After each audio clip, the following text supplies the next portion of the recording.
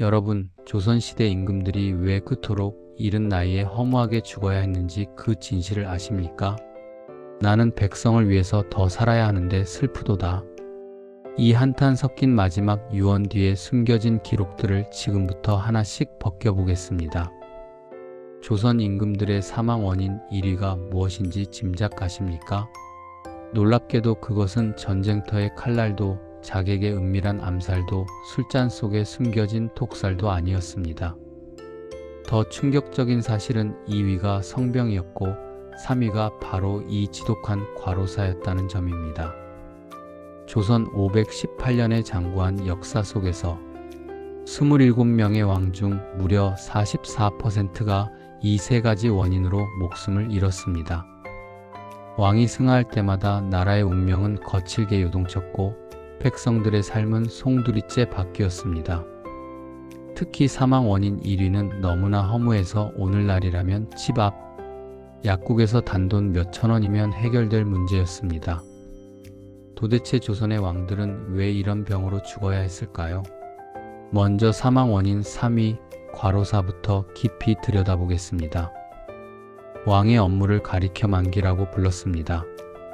세상의 만 가지 일을 임금이 직접 챙겨야 한다는 뜻입니다. 조선의 임금들은 새벽 4시에 일어나 밤 11시까지 꼬박 일했습니다. 하루 평균 19시간을 업무에 매달린 셈입니다. 수백 장의 상소문을 읽고 사사건건 트집을 잡으며 왕권을 위협하는 신하들과 끝없는 설전을 벌여야 했습니다. 암살의 공포와 정치적 압박, 그리고 지긋지긋한 당파 갈등까지 현대로 치면 대통령과 국회의장, 그리고 대법원장의 업무를 혼자서 감당하는 것과 같았습니다. 그들에게는 휴일도 없었고 휴가라는 개념조차 존재하지 않았습니다. 그야말로 단 하루도 쉴 수 없는 지옥 같은 극한 직업이었던 것입니다. 세종대왕의 말년은 실로 참혹했습니다. 53살에 숨을 거두기 전 실록에는 그의 육신이 어떻게 무너져 갔는지 상세히 기록되어 있습니다. 지독한 당뇨병으로 갈증에 시달려 물을 들이켰고 앞을 보지 못하게 만든 안질, 전신을 마비시키는 풍증과 온몸을 뒤덮은 악취 나는 종기까지 그의 몸은 이미 썩어가는 고목처럼 만신창이었습니다. 눈이 보이지 않는데도 그는 매일 수백 장의 보고서를 내관에게 읽게 하고 귀로 들으며 국정을 결정했습니다. 신하들이 피눈물을 흘리며 잠시만이라도 쉬기를 권할 때마다 그는 나라 일을 어찌 멈출 수 있겠느냐며 고집을 피웠습니다.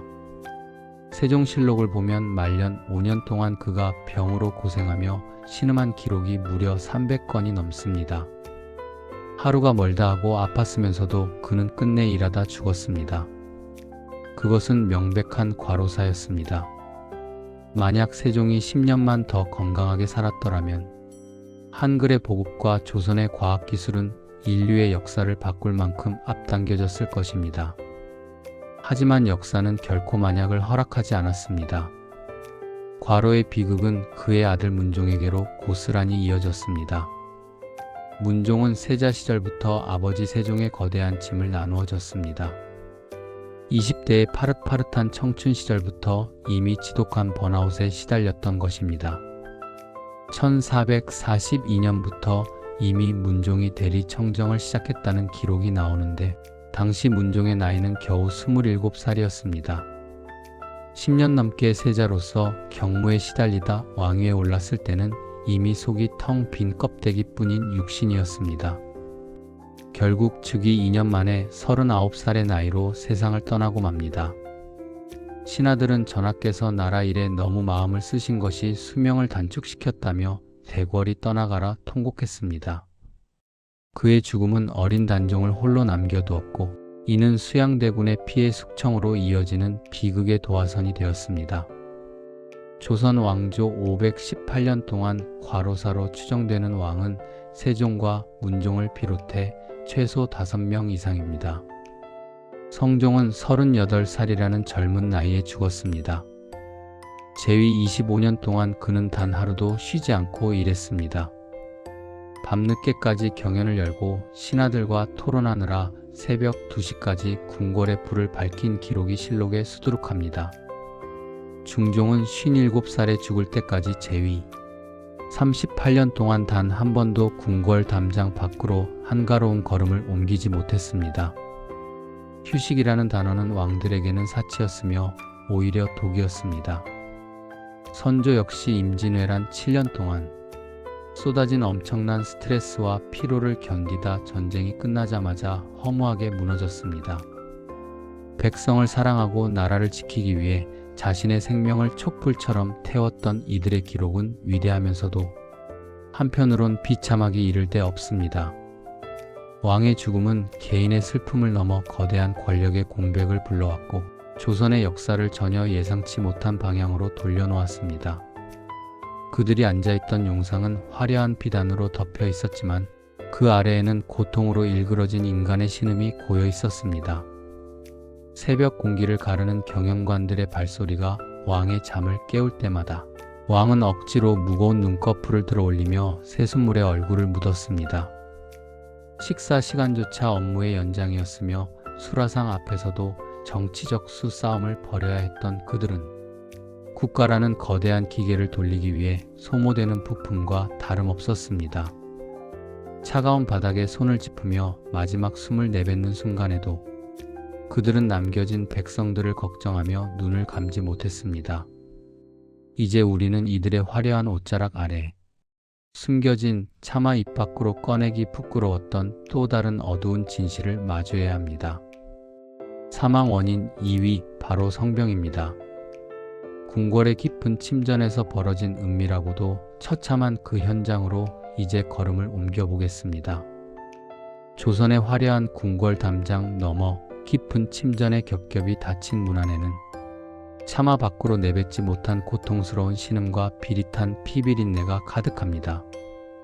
왕의 침소 주위를 칠흑같이 감싸고 있는 어둠은 그저 밤이 깊었기 때문만은 아닙니다. 그것은 유교라는 엄격하고 서슬퍼런 질서 아래 결코 밖으로 새어나가서는 안 되는 추악하고도 처절한 비밀을 덮기 위한 거대한 장막입니다. 누군가는 경악하며 충격을 받겠지만 조선의 실록 곳곳에는 현대의학으로 분석했을 때 아주 명확하고도 섬뜩한 성병의 증거들이 흩어져 있습니다. 조선시대 사람들은 이를 꽃과 버들 사이에서 얻은 병이라 하여 화류병이라 불렀으며 이는 왕실의 권위를 바닥으로 떨어뜨리는 치명적인 금기였습니다. 그 은밀한 통증은 왕의 침전뿐만 아니라 이름 없는 수많은 여인들의 피눈물로 이어져 궁궐 전체를 서서히 병들게 했습니다. 가장 먼저 이 비극의 주인공으로 거론되는 이는 조선 최고의 폭군으로 기억되는 연산군입니다. 연산군 일기를 세밀하게 들여다보면 그의 마지막 모습은 우리가 아는 광기 이상의 육체적 고통으로 점철되어 있었습니다. 온몸에는 흉측하고 비릿한 종기가 돋아났고 얼굴의 형체는 알아보기 힘들 정도로 일그러졌으며 무엇보다 이성을 마비시킨 듯한 환각 증세가 그를 괴롭혔습니다. 특히 말년의 기록에 나타나는 심각한 정신 이상과 신경 손상은 현대의학자들이 매독 3기 증상과 소름 끼칠 정도로 정확히 일치한다고 분석합니다. 매독균이 뇌를 침범하면 인간의 판단력은 흐려지고 통제할 수 없는 파괴적인 폭력성이 발현됩니다.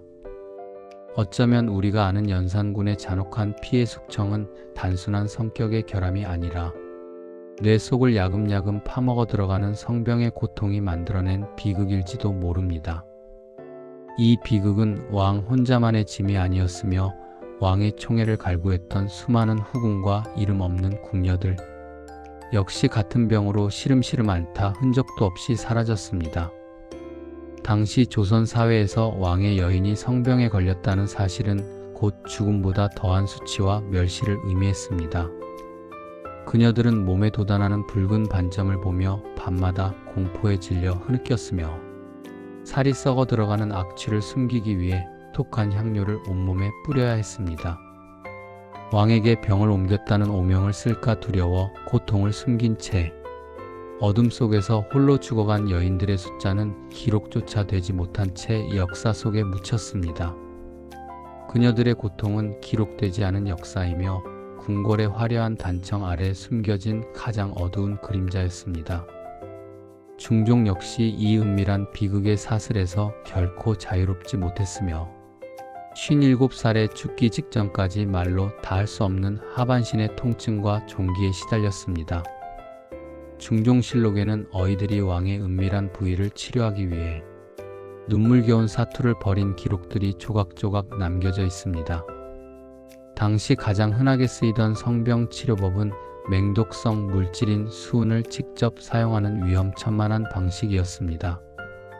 어이들은 수은을 태워 그 지독한 연기를 왕의 몸에 직접 쏘이게 하거나 고약처럼 환부에 발라 병을 다스리려 애썼습니다. 하지만 수은은 치료제가 아니라 인체를 안에서부터 파괴하는 치명적인 독약이었습니다. 중종은 성병 그 자체보다 수은 중독으로 인한 신장 기능, 마비와 전신 쇠약으로 인해 더 처참하게 무너져 내렸습니다. 그의 침전에서는 항상 비릿한 쇠 냄새와 고름 썩는 악취가 뒤섞여 났으며 왕은 자신의 몸이 죽기도 전에 썩어가는 과정을 고스란히 지켜봐야 했습니다. 인조의 경우도 상황은 다르지 않았으며 인조실록을 보면 말년에 기괴한 피부병으로 고생한 정황이 선명하게 기록되어 있습니다. 얼굴과 온몸에 붉은 발진이 돋아났고 고름이 멈추지 않아 하루에도 몇 번씩 의복을 갈아입어야 하는 고초를 겪었습니다.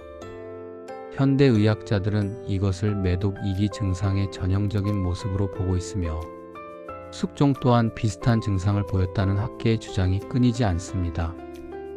이처럼 조선의 왕들에게 성병은 단순한 질환이 아니라 왕조의 신성한 혈통을 뿌리째 위협하는 거대한 재앙이었습니다. 성병은 건강한 후사를 보는 것을 방해했고 이는 곧 왕위 계승 분쟁으로 이어져 나라의 기틀을 사정없이 흔들었습니다. 연산군이 후사를 제대로 잊지 못하고 폐위된 후 혈통이 끊긴 비극도 이 성병의 그림자와 결코 무관하지 않을 것입니다. 유교의 나라 조선에서 가장 고귀해야 할 용상 위에서 벌어진 이 지저분하고도 슬픈 전쟁은 결국 수많은 희생자를 낳았습니다. 왕을 모셨다는 이유만으로 원인 모를 병에 걸려 궁궐 밖으로 비참하게 내쳐진 궁녀들의 서글픈 곡소리가 어둠 속에 메아리칩니다. 그녀들은 죽어서도 원혼이 되어 궁궐 주위를 떠돌았으며 살아남은 자들은 평생 그 부끄러운 상처를 안고 평생 숨죽여 살아야 했습니다. 궁궐의 화려한 담장은 이들의 비명을 완벽하게 가두어 버렸고 왕의 침전 바닥에 흘려진 것은 고귀한 성혈이 아니었습니다.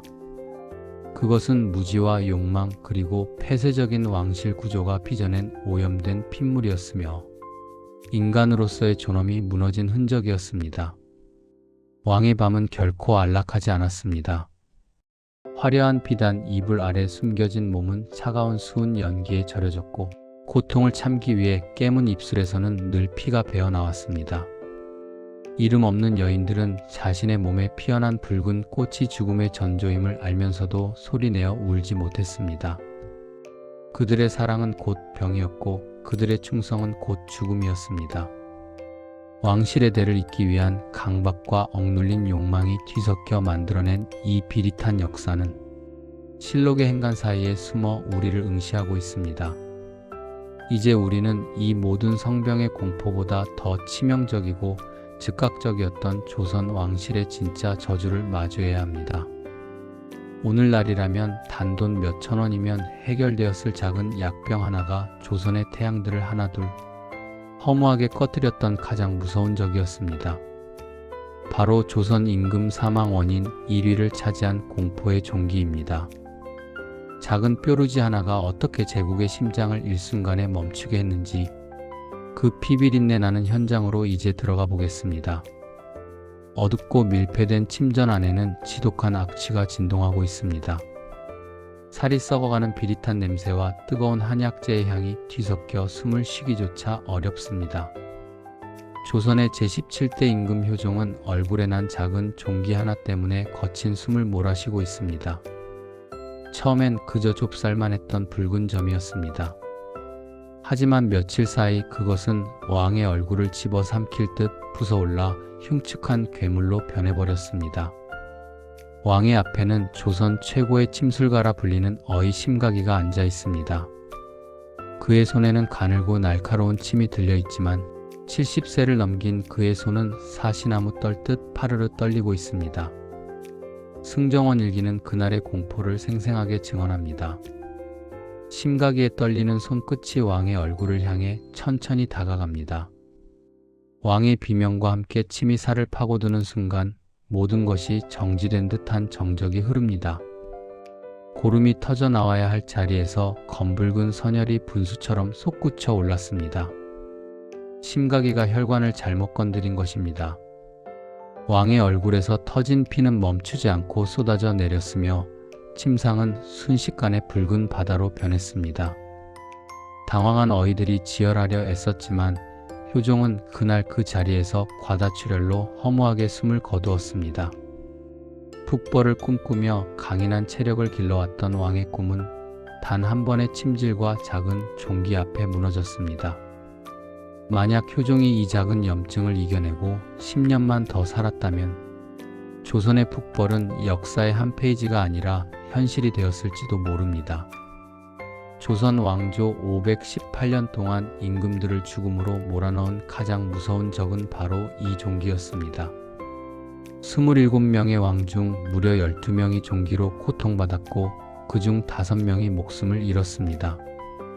전체 왕의 44%가 이 작은 염증 때문에 밤잠을 설쳤던 것입니다.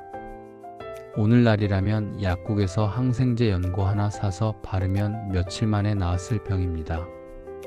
도대체 왜 조선의 태양들은 이토록 무력하게 종기 앞에 꺼져갔을까요?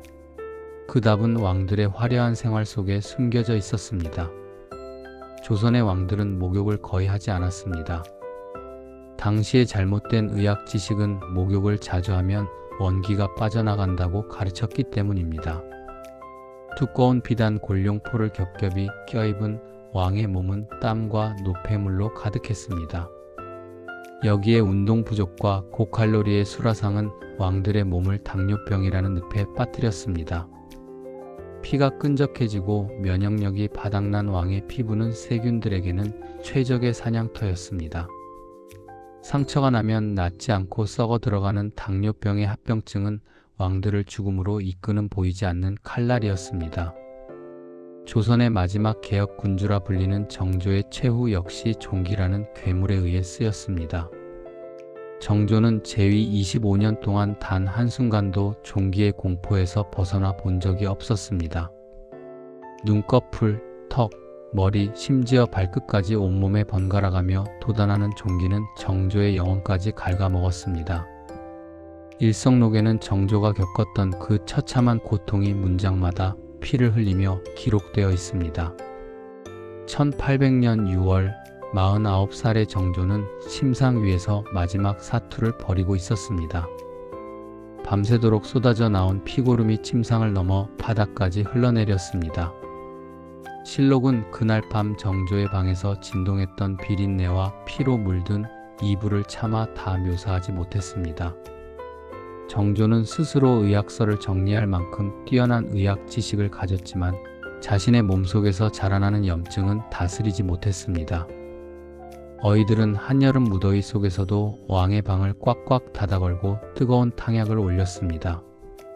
열기를 빼내야 할 종기에 오히려 뜨거운 자극을 준 것입니다. 결국 정조는 종기가 생긴 지 불과 24일 만에 숨을 거두었습니다.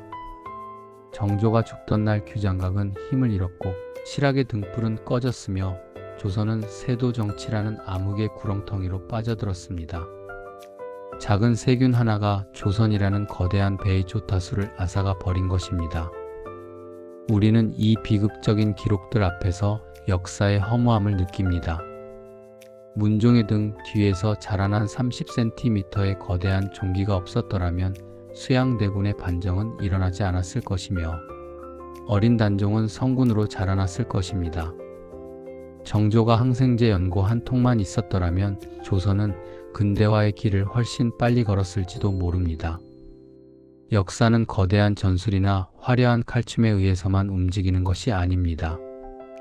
때로는 보이지 않는 작은 미생물 하나가, 잘못된 의학 상식 하나가 한 왕조의 명운을 결정짓기도 합니다. 조선 임금들의 사망 원인 3위 과로사, 2위 성병, 그리고 1위 종기. 이들의 죽음은 단순한 개인의 종말이 아니라 시대를 앞서가려 했던 꿈들이 꺾인 흔적입니다. 그들이 흘린 피고름은 조선의 땅을 적셨고 그 냄새는 수백 년이 흐른 지금까지도 실록의 페이지 사이에 배어 있습니다. 우리는 지금 완전히 다른 역사를 읽고 있을 수도 있었습니다. 하지만 역사의 만약은 존재하지 않으며 다만 우리는 그들이 남긴 비릿한 상흔을 통해 과거를 기억할 뿐입니다. 화려한 금실로 수놓아진 골룡포 안에서 홀로 썩어갔던 그들의 고독한 투쟁은 이제 실록의 차가운 활자 속에 잠들었습니다. 가장 높은 곳에서 가장 낮은 병으로 쓰러져간 이들의 이야기는 여기까지입니다. 구독과 좋아요는 영상 제작에 큰 힘이 됩니다. 감사합니다.